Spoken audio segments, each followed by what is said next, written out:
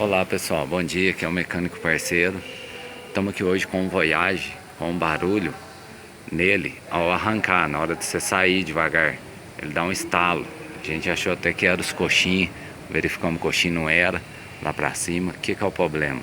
A homocinética interna folgou lá dentro do câmbio, lá na saída do diferencial para a homocinética.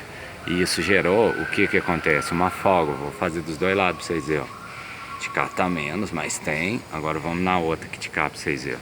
Pode observar que tá com vazamento, porque estourou os rolamentos lá dentro do câmbio, os rolamentos da coroa. Aí vocês vão ver aqui a folga, ó. Vou fazer forçando o barulho pra vocês ouvirem. Tá vendo o tamanho da folga? Ela não tem essa folga excessiva assim. Tá vendo? Ó.